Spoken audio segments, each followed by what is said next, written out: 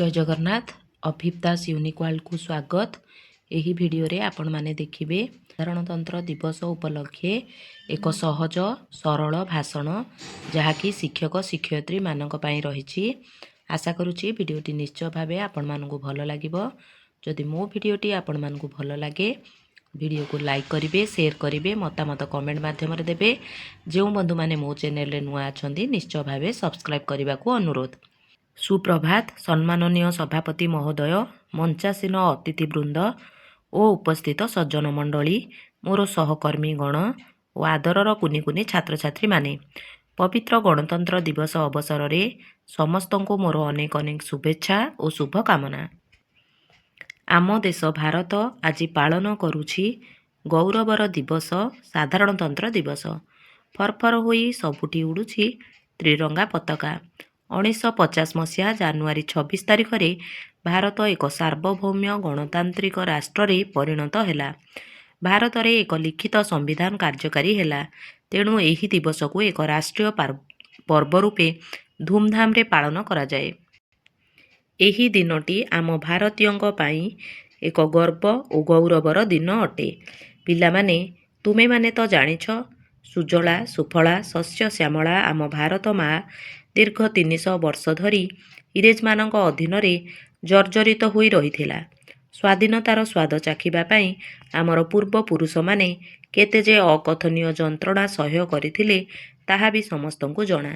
शेषरे 1947 मसीहा अगस्ट 15 तारिख रे आम देश स्वाधीन हैला। किंतु एहा पूर्वरु देश पई संविधान लेखन प्रक्रिया आरंभ होई जाइथिला। 1946 मसीह संविधान निर्माण पई एक व्यवस्थापक सभा गठित हैला। डॉक्टर राजेंद्र प्रसाद एहार सभापति थिले। Doctor B R. आंबेडकर नेतृत्व रे आउ एक कमिटी गठन होइथिला संविधान लिखन पई। 2 वर्ष 11 मास 18 दिन मध्यरे संविधानर लिखन समाप्त होइथिला। आम देशर संविधान हेउछि समग्र विश्व रे दीर्घतम संविधान। संविधान दर्पण सदृश नीति नियमर निर्धारक। संविधान को अनुसरण करी देश शासित हुए। नागरिकों को समान सुविधा सुजोग और न्याय प्रदान करे। संविधान आमर गर्व और गौरवर प्रतीक। गणतंत्र दिवस खाली आनंदप्रद दिवस न होई आत्मसमीक्षार दिवस हेबा उचित। तेणु आस आज आमे शपथ नेबा अन्याय अत्याचार दुर्नीति व्यभिचार को दूर करिबा ओ एसबु विरुद्ध रे स्वर उत्तोलन करिबा।